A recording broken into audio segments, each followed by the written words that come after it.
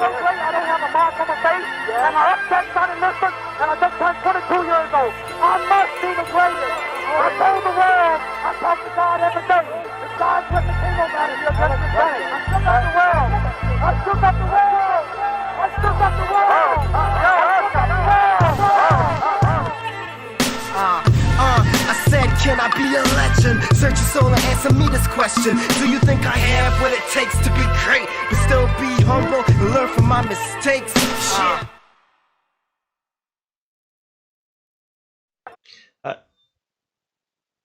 Hi, good night, everybody, and welcome to another edition of This Just In. I am your host, Neil Hoyt, for tonight, replacing the beautiful Marshall Boyce. I can't even say replace because I clearly am not going to do as good a job as she does. But here I am joined as always, but with Justin Marvel. We'll get into that. But we have someone new here, Dylan Shalom of The Sports Scoop. You know, guys like Key and Derek, essentially family here on This Just In. How is everybody doing, guys? How's everyone? How are you, Dylan, man? Can you hear us? Yeah, I can hear you. Yeah, man, Dylan, how's everything? How are you doing, man? Yeah, I'm good. Thanks for asking.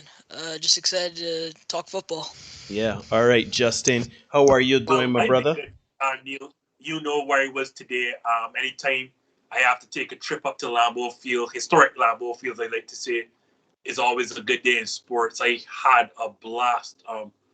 I don't want to say first training camp, but second day of my first training camp, and I had an absolute blast. So whenever you're ready to get into it, Neil, we can go. All right. So, as Justin mentioned, he was at Lambeau all day today. Well, he was there pretty much all weekend. It's the fifth day of training camp, and we have some topics today, guys. So let's get right into it. First topic, Justin. Let me start with you because you were on the ground. Aaron Rodgers. He obviously has returned to the Green Bay Packers. A lot of people thought that he was going to be traded, or the rift, them bringing in Jordan Love and everything like that. They thought he was going to be something that was going to be a bit of a conundrum, but he's back. He's playing. He's in practice. He's geared up, red shirt and everything. Tell us how the fans received Aaron today for today's practice. So first, let me say I was not there for the first day of training camp last week, Wednesday. So his, initial entry into first Lambeau Field and then the neighboring Raynitzky Field, I would not have been there to see. So surprisingly enough, when I went there on Saturday and then today, the fans were extremely receptive of him and was really happy to see him back in Packers green and gold. Now that, me saying that to people on the outside who are not Packer fans or who are not here in Wisconsin will say, well, why does that sound so surprising? Because, anyone would want their three-time MVP to come back. But you have to understand, being here in Wisconsin, I don't want to say natives are, for lack of a better word, insecure. I think Wisconsinites are extremely proud of their state. And I think they grow kind of tired of hearing people say there's nothing to come to Wisconsin for. It's not exactly, a vacation spot. So I think looking on what's transpired and Aaron's lack of comments kind of made them feel that he didn't want to be there. And I'm not sure, Neil, if you saw the whole Stephen A. Smith blow up over him having to travel to Milwaukee for the NBA finals. Again, he kind of threw shade at the city and the state. And I can tell you the entire state of Wisconsin was not pleased about it at all. So you kind of get the feeling that Wisconsinites feel betrayed, that this man is thinking of leaving because he doesn't want to be here. But obviously, we kind of know it's not that he doesn't want to be here, the state per se, more so than he's fed up with management. And you heard Mark Murphy, Packers CEO, say that the fan base is kind of divided on the situation. And I get that sense, talking to my in-laws, talking to family friends. Yeah, they're kind of divided on the situation. But I kind of figured that once he put on the jersey and stepped on the field, that all would change. And that's exactly what he saw. So every time, he led the first team reps, you heard the cheers and you saw how good of a quarterback. So I think bygones are going to be bygones for this season. And hopefully, for the fans, that leads to Super Bowl. Well, Dylan, your thoughts on Aaron Rodgers' return? We obviously know what was happening during the offseason, but tell us what you think of Aaron Rodgers coming back to the team, and everything seems to be all kumbaya right now. Give us your thoughts. Yeah, I mean, personally, I'm not a Packers fan. I don't live in Wisconsin, but from what I've seen in general, I think they're just relieved to have him back because this team, everything put together with Aaron Rodgers there, they can challenge for a Super Bowl, put all those NFC championships to the side. It doesn't matter going into the season. And if they're going into the year with Jordan Love, and I'm not saying he wouldn't succeed because he's got real talent, but he's not Aaron Rodgers, and he wouldn't be able to take that team to the Super Bowl. Well, there you go. Nice and succinct. Thank you very much. So, moving on to the next topic, we have the new contract with Aaron Rodgers. Now, what does this mean for the Green Bay Packers going forward? Is this a good thing that has happened? What does it mean for both sides, and how are we gonna see a resolution to this long term? I can start with you, Dylan. You can let us know how you feel. I think it's going to end up being a short-term deal because have Jordan Love right behind him, and after 4 years on the bench, he's going to want out. And also, you can't forget that Aaron Rodgers is now one of the oldest quarterbacks in the NFL. So I think 1 or 2 years is going to be the most they're going to get out of him, especially because he's still not happy being there. So I wouldn't expect anything more than that. All right, Justin, what are your thoughts? The new contract basically is like Dylan said, and I'm going to take it a step further. I think Marcus Spears on ESPN said it best. It's divorce language. This is a situation where they both have found a way that they get the 1 extra year out of each other, and then they're going to part ways. It's like we are signing the divorce right now. I'll get to the Packers side. If this was supposed to be anything longer than a year, the very first thing that the Packers would have done was to address the untenable cap situation that is in 2022. Because, as has been reported, Aaron's cap hit is a massive $46 million for 2022. And if both sides really wanted to extend this situation going on 2023 and beyond, that's the first thing that you would have taken care of in a new contract. There is no way that any team is going to take a cap hit of $46 million for any one player. So that's the first thing that addresses to me that this is just a 1 year situation. The team at no point has spoken about trading Jordan Love, as Dylan quite correctly mentioned.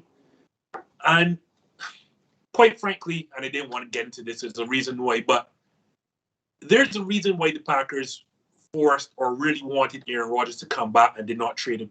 And that's because they're treating this as the last season to win a Super Bowl, quite frankly.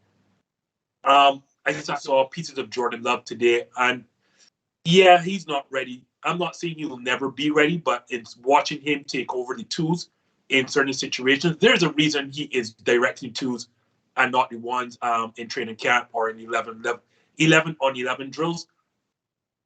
Mark Murphy and Brian Gutekunst both know that this team is an extremely talented one, and we'll get into that probably in a segment or two. Dylan quite correctly mentioned it. This team is still built to win now, not just because of the fact that they went to back-to-back NFC title games, but you look at the talent on both sides you feel. Aaron Rodgers, Devontae Adams, David Bakhtiari, Aaron Jones. I'm sure I'm missing on offense and defense. Jair Alexander, Za'Darius Smith. This is a team that is still built to win now, at the very least, built to win the NFC North. That is why you saw a situation where the Packers GM and CEO refused to move on for Aaron Rodgers for just 1 season. But the cap hit, that's the situation that it is. And, neither Gutekunst or Murphy saying that they're going to trade Jordan Love. This is basically a one-and-done situation. Okay, well, Justin... No, sorry, Dylan, let me start with you on this next one. Now, Justin just alluded to this being kind of like the last dance of sorts for the Green Bay Packers for some players. Devontae Adams, you have Za'Darius Smith, Aaron Rodgers, of course. Do you think that this is indeed the last dance for the Green Bay Packers as currently constructed? Personally, I don't think so. I think they have 2 years left in them because they've got still a young core of players that are going to be able to get results regardless of whether or not Rodgers is there. But I think Rodgers is going to want to stick around for another year because I think this team is not ready to win a Super Bowl yet, and he wants to be there for his last time. And after this season, in which I don't think they can get there, I think he's going to re-sign with them again and try to get that last ring. So personally, I think they've got 2 seasons max. It might be, but I think 2 seasons is more realistic. Justin, what are your thoughts? Now, I mean, let's start with it. You basically signed divorce language that allows both teams or both parties to part ways after this season, being that Aaron Rodgers and the Green Bay Packers. You haven't given the best receiver in the entire NFL a new contract, and this is his last year on his existing deal. Za'Darius Smith, who has been quoted as saying he wanted to retire a Packer, is not upset about his contract situation. And by the way, Aaron Rodgers, Davante Adams, Robert Tonyan are all putting up pictures referencing the last dance from players of that Chicago Bulls team. You're a former Chicago Bulls team, Neil. Last I checked, Aaron Rodgers put up a picture of Michael Jordan knocking Scottie Pippen, Davante Adams. Then you see Robert Tonyan putting up a picture of, I want to say Dennis Rodman. Someone else put up a picture of Ron Harper. Yeah, Neil, that tells me all I need to know. This is a last dance scenario. When you look at the contract situation, or sorry, the cap hit that also Preston Smith carries going into 2022, there is no way that, and I'm going to say this now, as shocking as it may seem, you're not going to see Aaron Rodgers, you're not going to see Davante Adams, you're not going to see Za'Darius Smith, you're not going to see Preston Smith on this Packers team in 2022. The team, and then how I realize the team right now as constructed is going to be built around Aaron Jones going forward from 2022 onwards. Hence why you got that big contract. That's where they also turned around and drafted Corey Dillon. Basically, showing my age here, not Corey Dillon, AJ Dillon, sorry. Mixing up my money backs there. So, like, you can see where, this is a situation where Gunnington Murphy sat down and said, they're giving the team as constructed this last chance. Then they're going to flip the page, turn it over to Jordan Love, resign or give Jair Alexander a big contract extension at some point, because you can't give Jair Alexander a contract extension and he's going to be up for one next offseason, and at the same time pay Davante Adams and pay Aaron Rodgers. David Bakhtiari already has his massive contract. You can't pay Za'Darius Smith and Preston Smith. So yes, while Dylan's correct in saying that the team at its core outside of Davante Adams and Aaron Rodgers are young, the problem is there's just too much contract to give too many players because they're also very good. Robert Tonyan is going to have to get extended just shortly as well. You can't pay all these players. So I think this is how you know this is the last dance. They're giving Aaron Rodgers and company that one last go, and then you're going to see the older players, walk out through the door in the offseason of 2022. Dylan, Justin, you obviously are saying something different than Justin. You think that there's going to be another year involved in all of this, but you've seen the footage of, the pictures and everything put up of Michael Jordan, the last dance, that kind of thing. You think that's a subliminal hit that they're trying to send, or you think that's much ado with about nothing? I think it's definitely a subliminal hit completely. They're signaling that they want it to be their last attempt. But that being said, I don't think they're going to be able to win the Super Bowl this year. And knowing the type of person Aaron Rodgers is, he's going to want another go at it. I can't argue that. I will see. I guess we'll get to that later on. Is this team still able to win a Super Bowl? And I do think it is, because it was like the Green Bay Packers had no right not making it to the Super Bowl. And I'm probably saying this as a Packers fan. And the only major hit that they took going forward into the next season, or this season, sorry, is that they lost their all-pro center, Corey Linsley. Have they made the adjustments, or have they addressed the areas on defense that they needed to? I think they did that in first-round pick Eric Stokes, the cornerback out of Georgia. Maybe that might not be enough. Hopefully, with a new defensive coordinator in Joe Barry, that changes or gets Preston Smith back to where he should be. Yes, we've seen the Rams get better. The reigning Super Bowl champs, the Tampa Bay Buccaneers, they've re-signed all 22 starters on both sides of the field, and also kept Antonio Brown. So obviously there's no drop-off. But outside those two in the NFC, quite frankly, yeah, I don't really see anyone stopping the Packers outside of those two. Like the NFC North is theirs to win. I'm quite sure. Like Minnesota Vikings, I saw Dylan's preview of the Minnesota Vikings, and he was not so happy with what's going on. Or at least he's not a fan of Mike Zimmer or their quarterback. I won't mention quarterback by name, but shout out to my guy Kirk Cousins. But like the NFC North is there for the Green Bay Packers to win. As depends on the quick development of what's going on in Chicago with Justin Fields. And for me, I've always said it is getting to the playoffs and then anything goes after that. So I still see the Packers as a Super Bowl contender, considering the only major loss is their All-Pro center, and we will get into that shortly. So I feel like, and with Dylan, though, I don't expect the Packers to win this year, but I think that they're going to go all in, and if they don't, they're going to just blow it all up. Well, you guys are kind of preempting everything that we're supposed to speak on in the next segment, which is, are they still a Super Bowl contender? Maybe not next season, but do you think Dylan is saying that probably another run in season after next? Do you think, Dylan, that they do have a championship run in them within the short term? I mean, I think they're still Super Bowl contenders this season. They've got all the pieces they need, but there are so many good teams in the AFC, and I think the Rams and potentially the Seahawks, if they put everything together, and then the Buccaneers are just better teams to start out with. So this year, I think they're contenders, but I don't think they're one of the top teams to win the Super Bowl. And then going into the next year, it all depends on whether or not they keep their stars. And Justin and I have differing opinions, but regardless, they're going to need all the help they can get. I don't think their Super Bowl window is closed, but it is very quickly closing. So to address your question, Neil, here's it. Let's rattle off why I think the Packers are still Super Bowl contenders. First, in the NFL playoffs, you just have to get in. And as I mentioned, the NFC North is still one of the weaker divisions in all of football. So that's the first thing. But then let's go through this roster. You have the reigning MVP quarterback. If you want to put him behind Patrick Mahomes, no problem. But unlike Madden, I think that Aaron Rodgers is at worst the second best quarterback in the entire football. Devontae Adams, without question in my mind, is the best wide receiver in football. You have the best left tackle in David Bakhtiari. Sure, he's injured, but by early this season, he should be back. You have a top 10 running back in Aaron Jones. You have still a great offensive line. Sure, you're missing your All-Pro center in Corey Linsley, who left to the Chargers.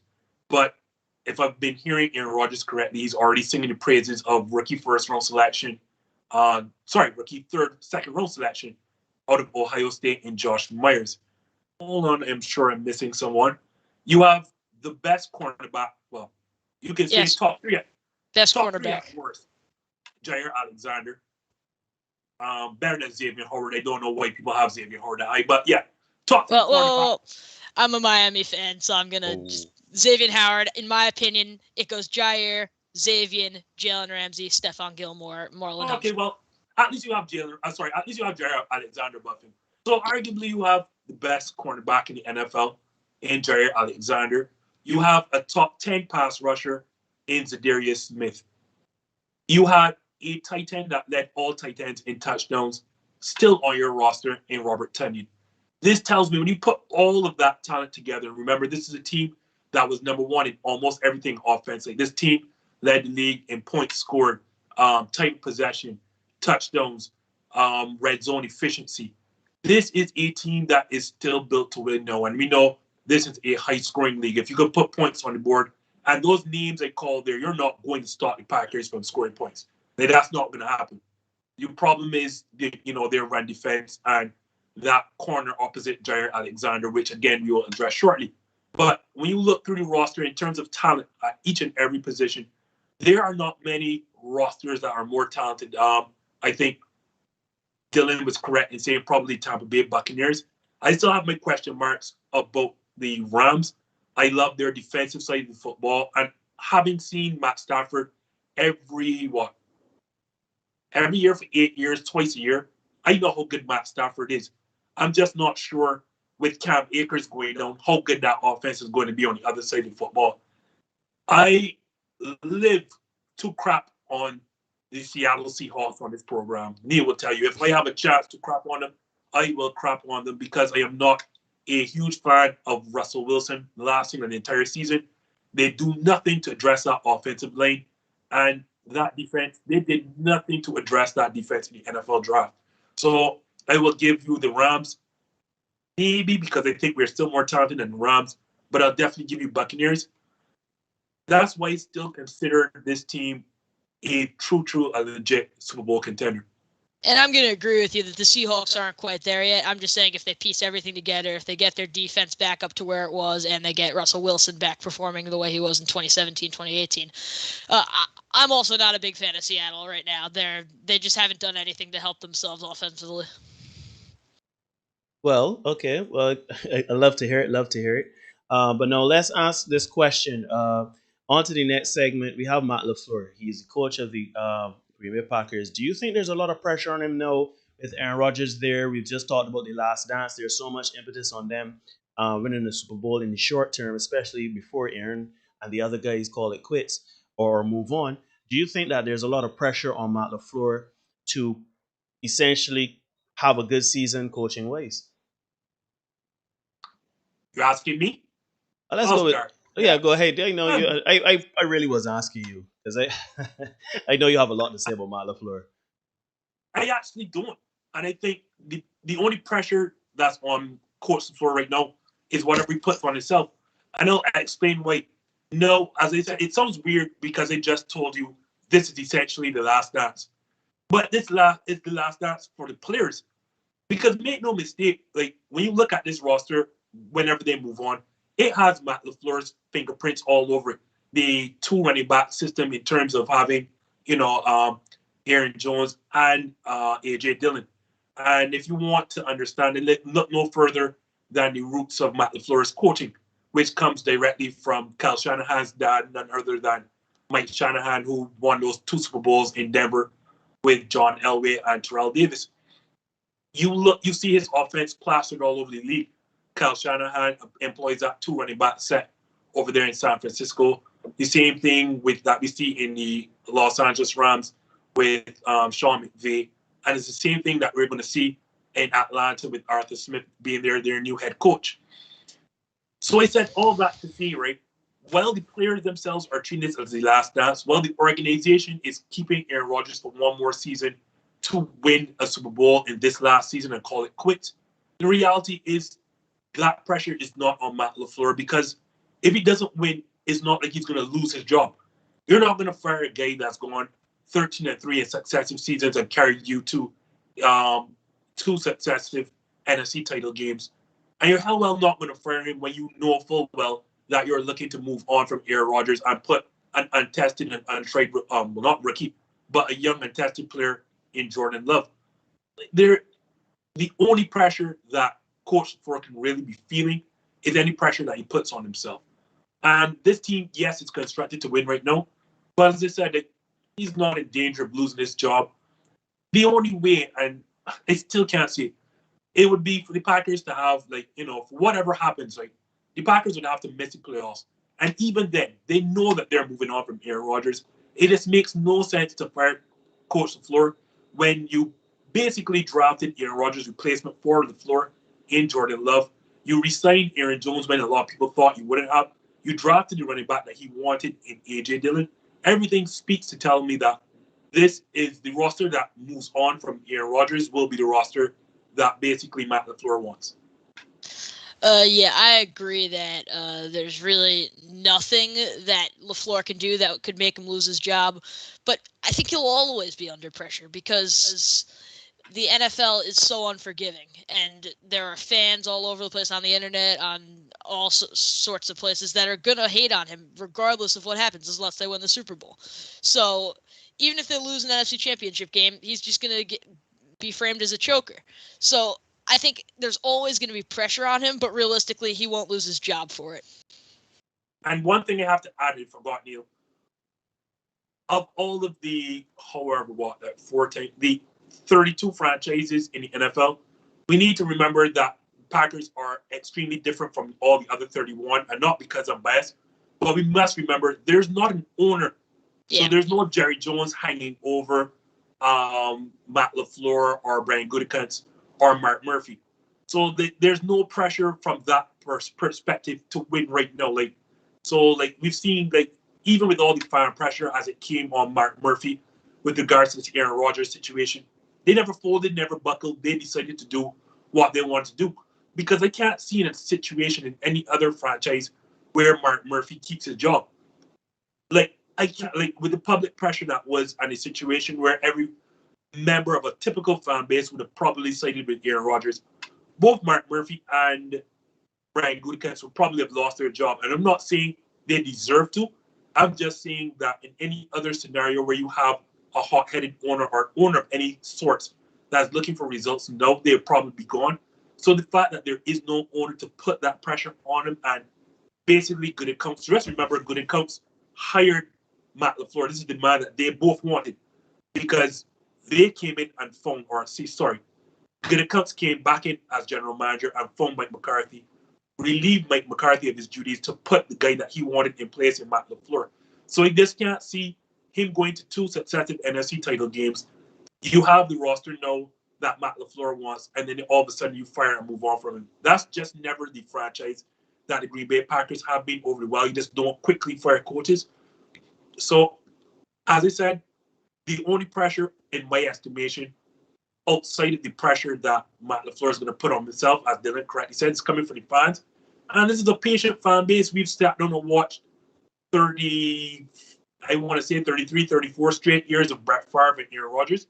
And we only have 2 Super Bowls to show for it. Yeah, no pressure. Yeah, no pressure, right?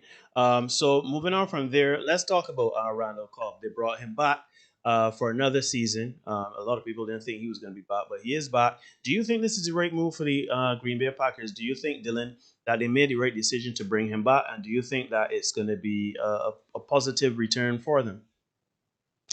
Yeah, it will be a positive return for them. It's not a massive contract for him. It's only, I think, 1 year. And it's a familiar face for Aaron Rodgers to have for his last season, potentially.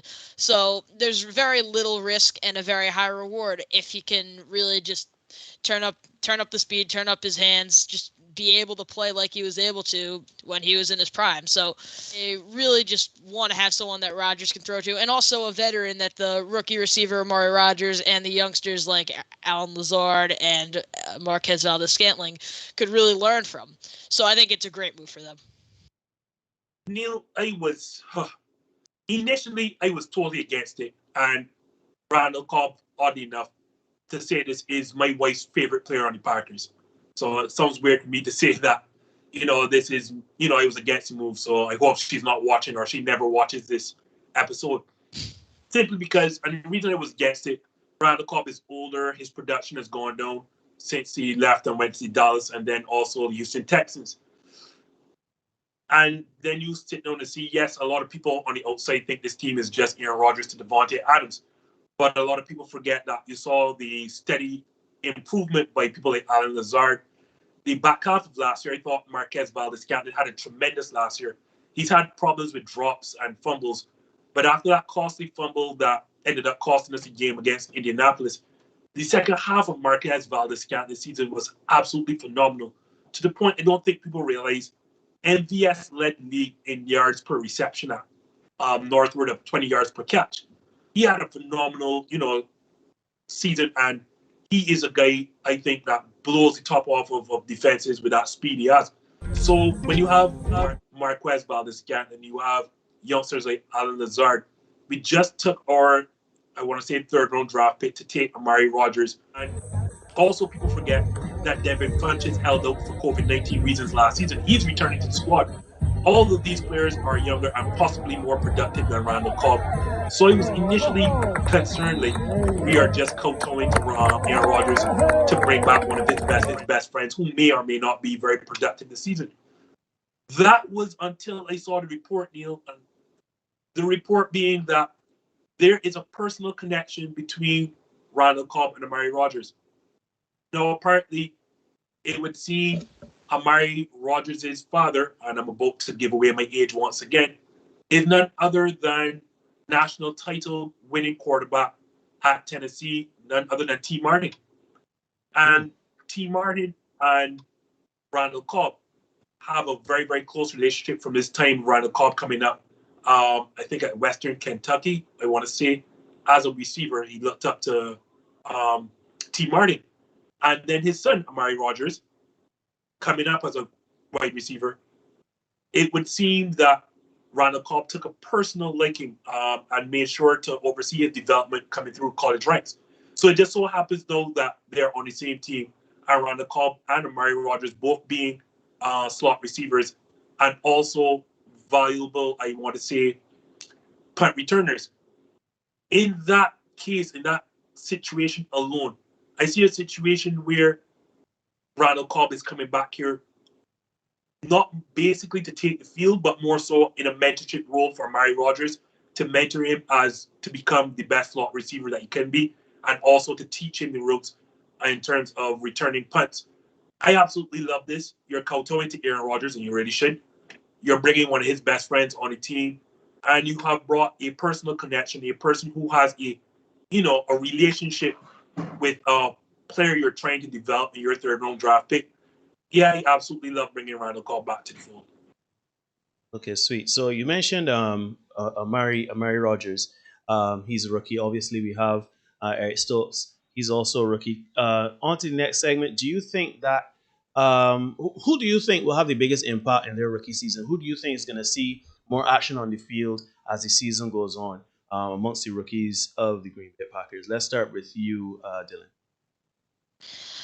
Personally, I think it's going to be first-round pick Eric Stokes, and I don't think he's going to be starting as that cornerback too. I think Kevin King is still going to have that spot, but I personally think he's going to be playing more as a slot corner because he's very, very fast, and that was really the only notes I had on him going into the draft.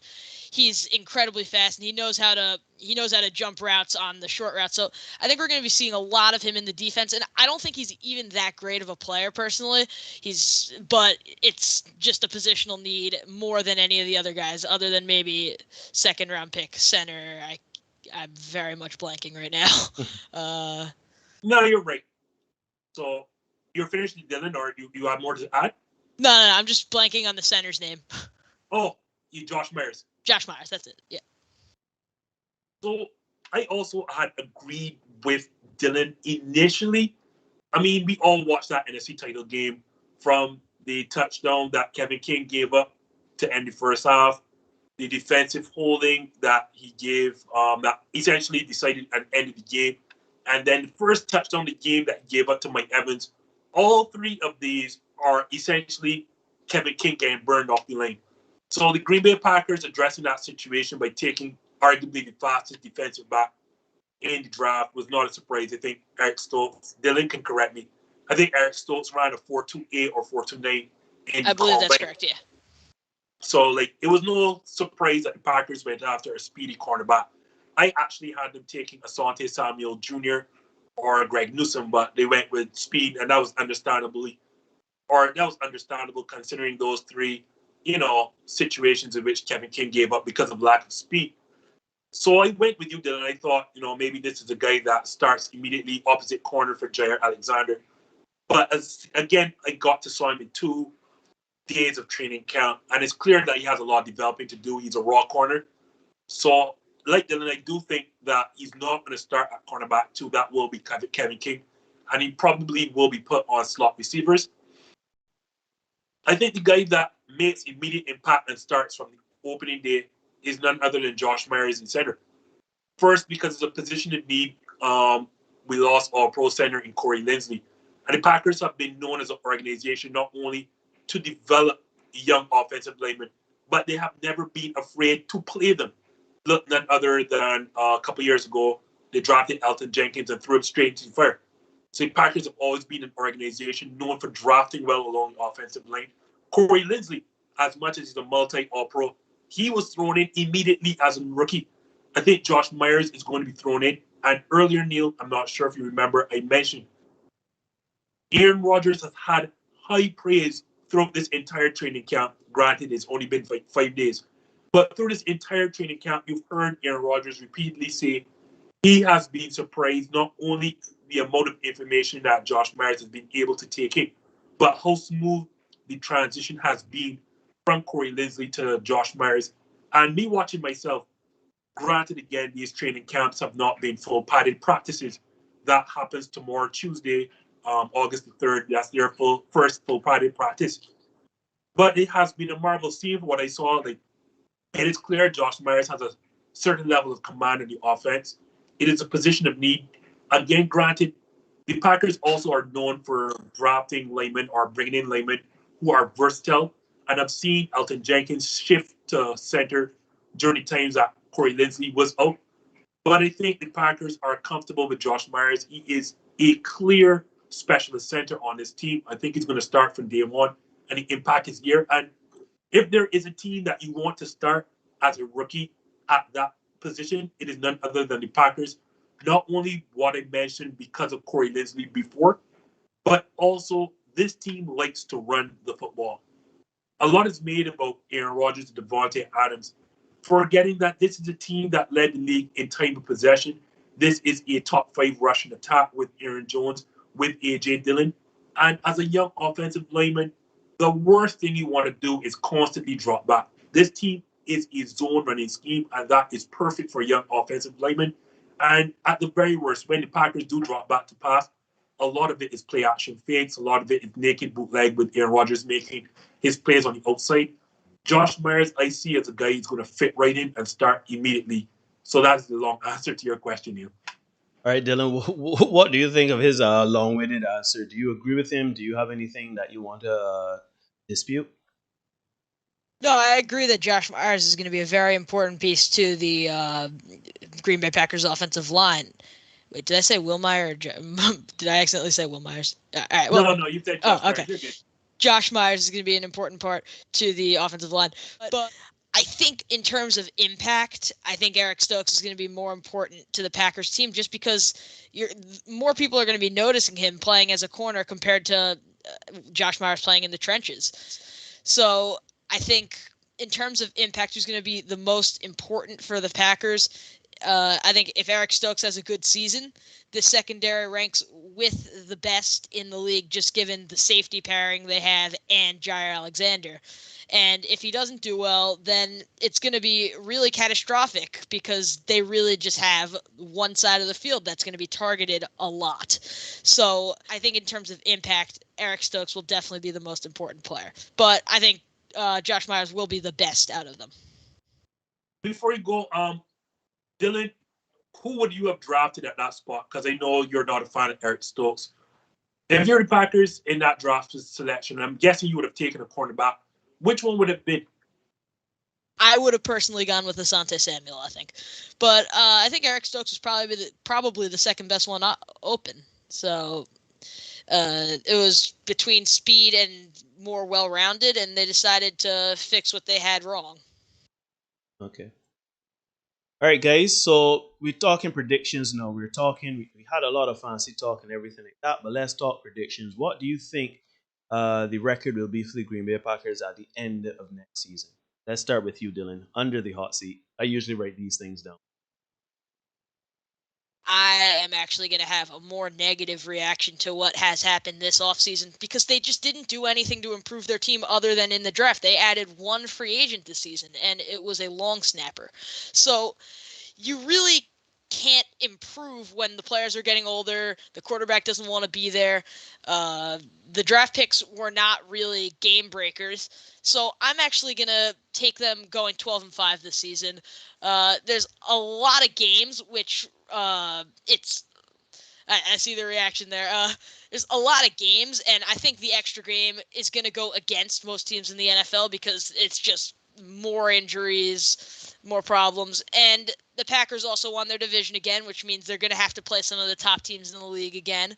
So personally, I think they're just going to drop off a little bit. They'll make the playoffs and they could make a run, but I can't see them winning more than 12 games. My reaction is that you said you were going to give negative and gave them 12 wins. I'm like, that's a lot of wins. He's a positive guy. That was my reaction. Like, what? Well, they won 13 last year, so. I love it. Because I'm like, because I'm hearing him saying, like, all right, you're going to give them a respectable 10-7. He said 12-5. Like, oh, who's a Packers fan here? I thought I was wearing Aaron Rodgers jersey. All right, Neil. Well, to answer your question, I am not as favorable or as kind as Dylan here, so I probably have put it down to age. I'm going to say at the very best, 11-6, 10-7. I'll range towards 11-6 for two reasons. Well, for one main reason, and not because of the inability to improve the roster, but like we have a first place schedule, along with playing the NFC West plus the Kansas City Chiefs. Kansas City Chargers. Don't know where that came from, but we have to play Kansas City Chiefs. And I mean, the NFC North is nothing, not a huge division, but we're playing the NFC West and the Kansas City Chiefs in the same year.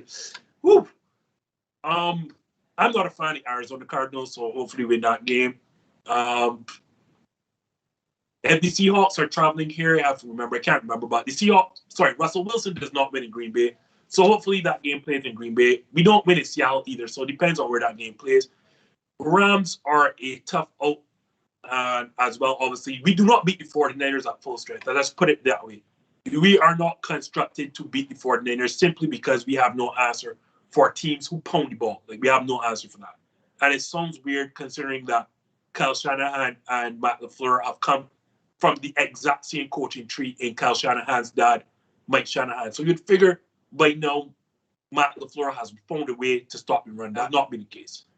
So yeah, Dylan, my reaction was I am shocked. I have 11-6 because our schedule is not kind whatsoever, and yeah, that's the best case scenario. I still have us winning the NFC North, and I have us reaching another NFC title game. Oddly enough, do we get to the Super Bowl? All that comes down to luck. Who we have to play this NFC title game, where it plays, etc., etc. The Tampa Bay Buccaneers are still better than us, but if you have to give myself, or if I had to choose against the rest of the NFC field, I'll take the Green Bay Packers with the hopes that we avoid the Tampa Bay Buccaneers in the playoffs. Well, here I have another question. Adeli, want to jump back in there, or you have something else to say, Todd? No, I'm good. Okay, no problem. Right, so we can move on from there. There's one other question I wanted to ask. Now, obviously, a lot of moving pieces went on during the off season. A lot of questions were answered. A lot of relationships were thought to be frayed. So, Dylan, let's start with you here again. What do you think that this is going to play into the season? All of this, all these shenanigans that were playing out throughout the off season. Do you think that there will be a distraction going into the season? Do you think that it will cause any adverse reaction to the players or to the front office? Do you think there'll be friction? What do you think? I don't think so. I mean, there's always going to be a little bit of friction when the quarterback requests a trade, but I don't think it's going to be anything unheard of because at the end of the day, this isn't a contract dispute. It's between the GMs and Aaron Rodgers, and I think now that they're in agreement, I think they're going to be able to move on. Aaron Rodgers, obviously one of the most seasoned players in the NFL, so I think he's going to know how to react when his teammates might throw him a little shade. I know his teammates respect him because he's one of the greatest quarterbacks to ever play. So I think it's all going to go behind them. They're going to be able to play football. Neil, yeah, I agree. Like, these are professional players, and this is not the first time people have had contract disputes.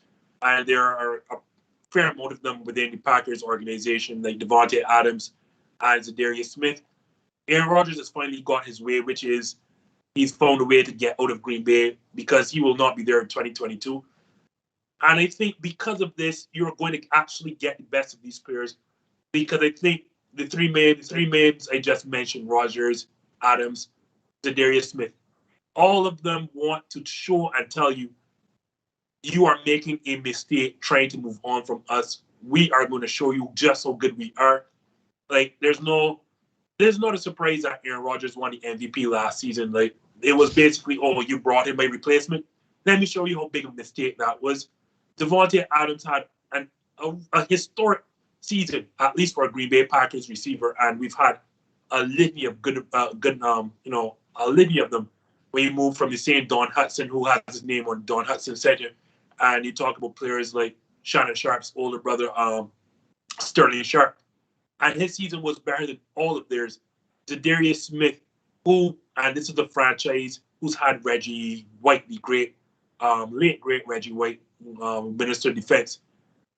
He has had the most sacks in the first 2 years of a Packers player in the entire organization. As I said, this is the organization that's had Ray Nitschke. This is the organization that's had Reggie White. And he himself, in his first 2 years in green and gold, has had more combined sacks than all of these players.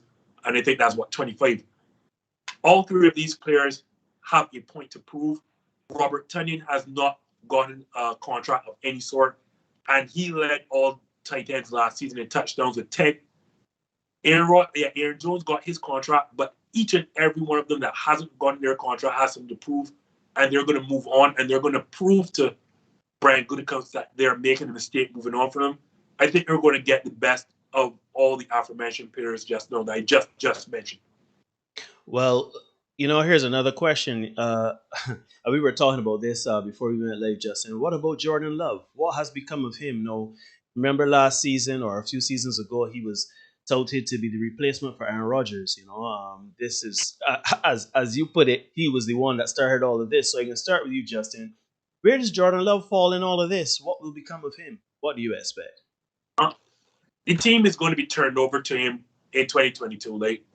Reality is you don't draft a quarterback in the first round and then let him leave without playing him. Or let him take the field. Because if they had no intention of letting him take the field within Aaron Rodgers' contract or current contract, they would have traded him. If they really wanted Aaron Rodgers to stick around so long, the first thing that they would have done is find a suitor or a suitable location to move on from Jordan Love. And they haven't done that. So it's clear that they are invested in Jordan Love. And they moved, not only did they spend a first-round pick on Jordan Love, they moved up in that first round last year to get him. So this tells me that they are truly investing in the pick. A big mistake in my estimation, but whatever it's worth. Because this is a guy in his final year at Utah State threw 17 interceptions. 17. And you've heard me say on this program countless times, Neil, you are not a turnover-prone quarterback in college, and all of a sudden you are going to change that or you are going to clean that up in the pros. And if you want examples of that, my own Florida State University alum in Jameis Winston, while he would have won a national championship, while he won a Heisman Trophy, he was turnover-prone in Florida State. And, well, you see it here in the league. Same thing with Sam Darnold. I know a lot of people, and none other than my favorite guest, Brian Bolster, loves to believe that Sam Darnold's turnover problems are all on Adam Gase. And that's not the case. I showed Brian and everyone else who wants to listen that Sam Darnold's last season in USC was also turnover prone. Then it is no surprise you're coming here to the NFL and turning over, because you're not going to come from a lower level turning over the football and expect to clean that up at a higher level.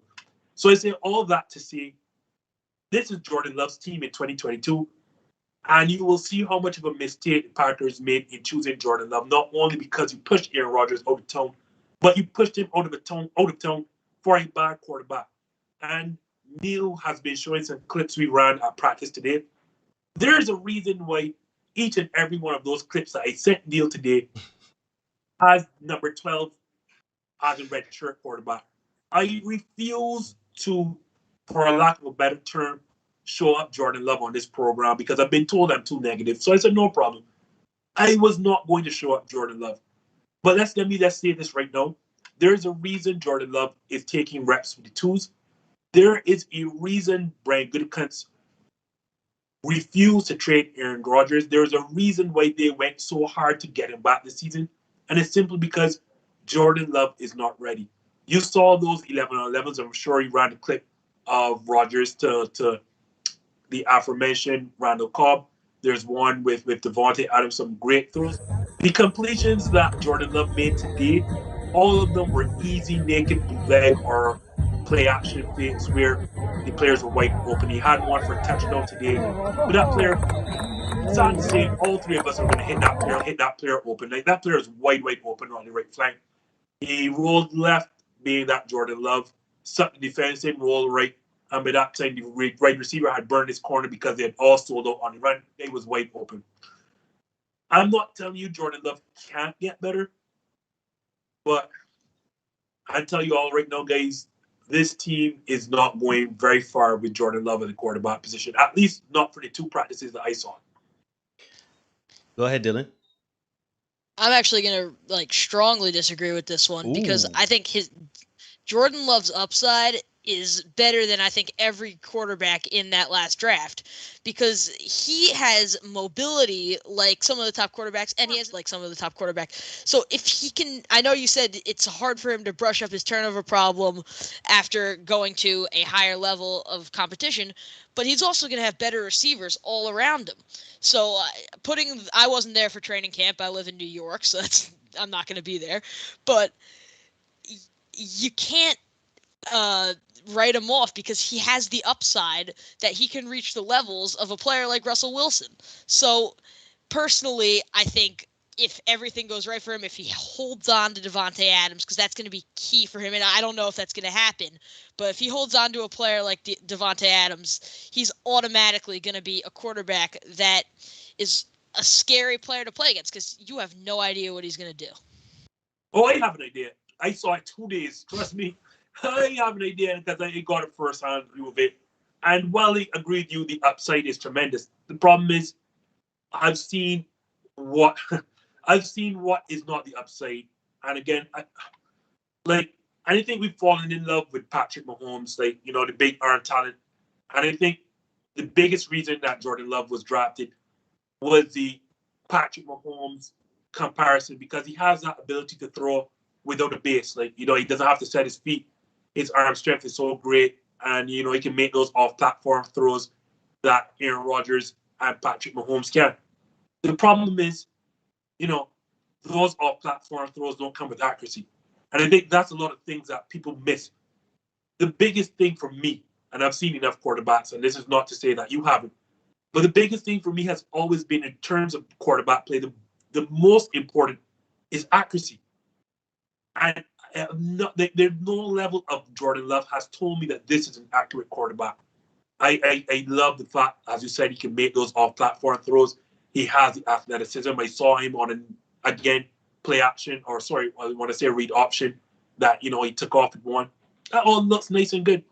But at the end of the day, and we saw it with Lamar Jackson in 2 playoff losses, if you're not accurate with the football, I don't care how great of an athlete you are. I don't care what your skill set is. I don't care how big your arm is. I don't care the throws you can make off-platform. The reason that Patrick Mahomes and Aaron Rodgers are so good with those off-platform throws is that they're accurate with them. And whether it was Utah State, whether it has been, what I've seen in training camp before this, or these 2 days of training camp, because what Dylan failed to mention to you, Neil, is that Jordan Love was so bad, Neil, that of the 16 games that we played in the regular season last season, and the 2 playoff games that he played, Jordan Love was active for none of them. Jordan Love was so bad that he could not even be the backup quarterback. Do you know who our backup quarterback was last season, Neil? I'll give you 10 guesses and you will never get. I got it. Yeah, help me, Dylan. Help me. It's Tim Boyle. Neil doesn't even know where Tim Boyle is now. I don't know where Most Tim of Boyle the league doesn't even know where he is now. He's in Detroit, though, to answer that question. And this is not to say that Tim Boyle is a bad quarterback. This is to say that Jordan Love is one, though. Because if I'm taking you the first round draft pick and you can't even be an active, the Packers did not even trust him to make the active roster as a backup quarterback. My gosh. So you're basically saying if Aaron Rodgers goes down in that season, I don't trust you to take the field. I mean, granted, no, he's a second-string quarterback. There's ifs, ands, and buts. And I've seen the gradual improvement. But this is an offense that is mighty easy for quarterbacks because the reads are simple. You see it with Baker Mayfield, like how Kevin Stefanski cut the field in half for him on those, again, play action and naked bootlegs. I mean, this is not to say you're wrong, Dylan, but I, as a Packers fan, I am dreading the day that the schedule turns to or flips to 2022, and Jordan Love has to take the field as our first-string quarterback. Yeah, and I'm sure you have more experience watching Jordan Love than I do, but based on what I've seen out of Jordan Love and out of quarterbacks that have been compared to him, like Mahomes, Dak Prescott, they are able to make something out of nothing in ways that other quarterbacks can't. And I think it's just going to be a change compared to what you've had with stable quarterbacks like Favre and Aaron Rodgers. And I don't think it's obviously going to be anywhere near the level of that. But I think give him the benefit of the doubt going into his next season. And I think if he's got positive players around him that are going to be able to get just be reliable targets, and he has good play calling around him, they'll cut the playbook, like you said. I think he can be a good quarterback. One thing you have to know about Justin Dillon, he's a very negative Nancy. Life has jaded him so badly. So you have to take everything. You even saw it when he was doing the prediction for his own Packers. He was saying that 11-7. I'm sorry, 11-6 for him. So don't pay Justin any mind. He could very well be wrong when it comes to assessing things being negative and that kind of. He's just a negative Nancy. All right. So we're coming to the end, but before we go, Justin, I'm gonna let you talk here a bit because obviously you've had the opportunity that most of us, especially here in the Caribbean, don't have, which is going to a training camp of the NFL. Obviously, you've traveled several times to go and see the Green Bay Packers play and to witness certain things that they do on and off the field. But just tell us what it was like, what the atmosphere was in Milwaukee, specifically. Sorry, not in Green Bay. Sorry, especially considering that there was all this hullabaloo going on with all the players, the major players going on the offseason, front office, and the players were having a bit of contention. So tell us what the atmosphere was like, man, these last couple of days, because I know you were up there, I think, Friday, Saturday, and Sunday. You were up there pretty much almost all the time. You've even been interviewed, by Fox 6. Fox 6, if you're watching, you can give our man Justin a job. But yeah, Justin, talk a bit about what the experience was for the training camp or what the atmosphere is like. Surprisingly enough, on the outside, it's a lot different than the inside. Going to training camp, like the noise was gone. You would swear blind this was just another season for the Green Bay Packers, that there was no contention between the front office and Aaron Rodgers or the Devontae Adams, the front office, and Za'Darius Smith. As I said, this is a professional franchise. All that noise was shut out. It was like none other. And I thought the training camp would be different from the weekend as you move on to a working day like Monday. Nope. And I don't want to sound biased as a Packers fan, a lifelong Packers fan, but it's just totally different from, as you saw today with our lives. The first thing you see the players as the time-honored tradition of them riding in, using kids' bicycles to ride from the Lambeau field to Don Hutson Center and then eventually on to Ray Nitschke Field. That changed, obviously, this season. The players still do ride in with the kids' bike, but the kids can't be next to them, obviously, due to COVID-19 protocols. And from as early as I want to see 8:30 Central Time, the place was just pulling up. Like, people came in their droves. You would never think that this was the start of a work week, Neil. People were coming in their droves to watch the players walk like right in. You almost thought it was game day. So Saturday when they first went, the place was packed and crowded with Packer fans. I want to tell you, Neil, it was no different from Monday. It was the same atmosphere. So again, like you hear the constant go, Pack, go, players lining up. And as fans are lining up, watching their favorite players right in, and also the assistant coaches and coaches, because I saw Matt LaFleur walking with the players down to Don Hutson Center. You're just seeing droves and droves of Packer fans walk past you going down to get a spot on Ray Nitschke Field, the best spot possible in the middle of the field, so they can catch the offense and defense.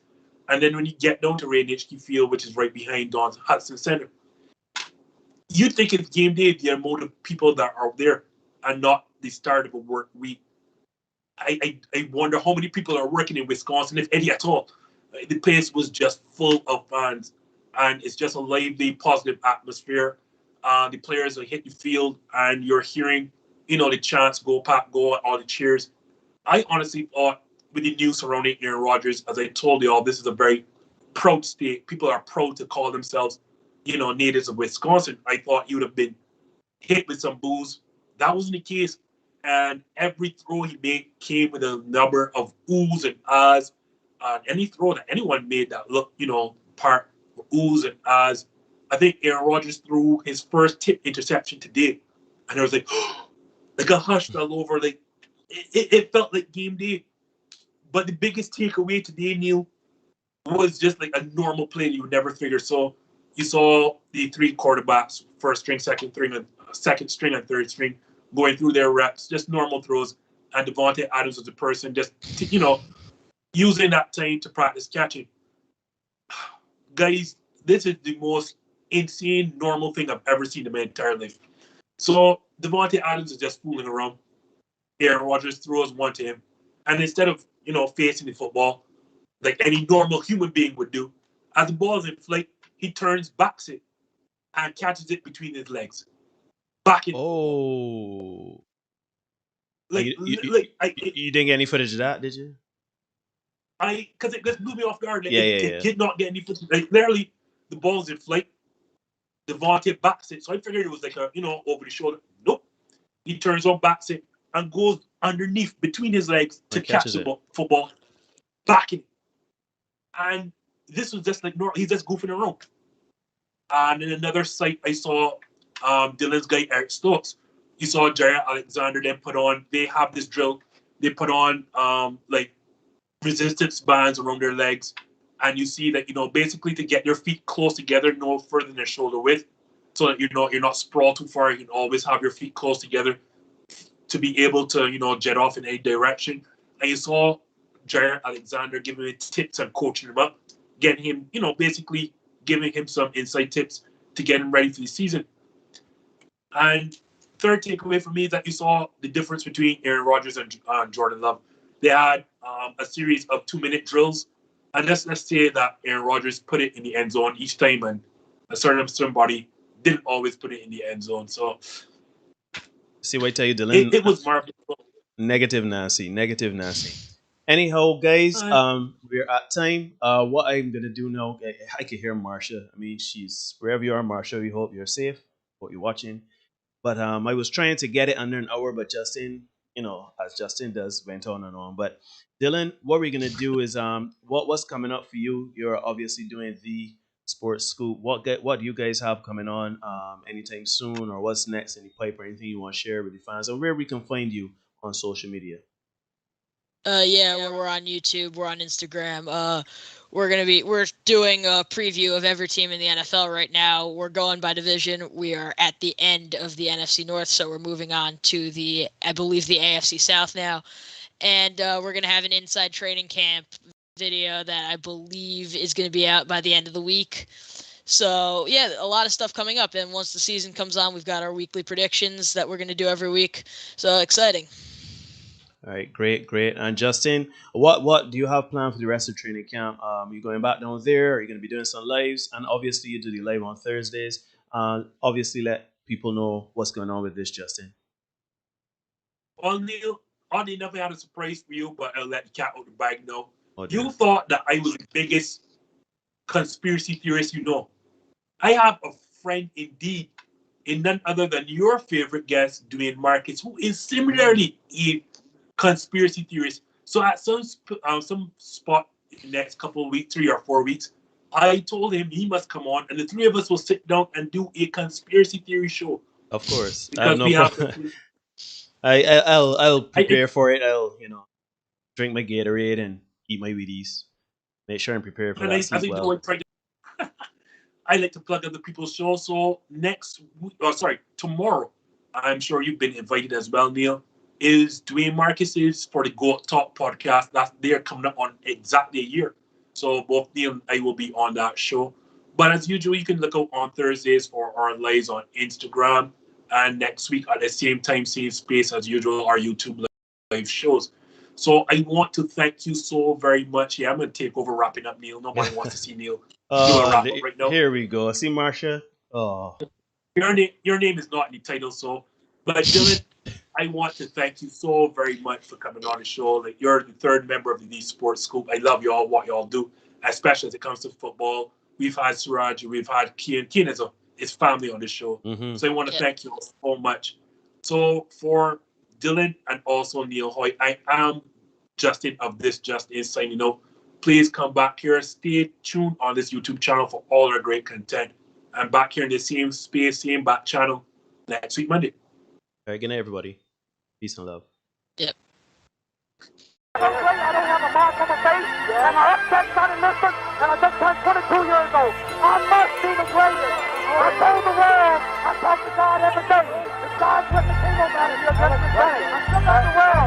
I shook up the world. I shook up the world. I shook up the world. I shook up the world. I said, can I be a legend? Search your soul and answer me this question. Do you think I have what it takes to be great, but still be humble and learn from my mistakes?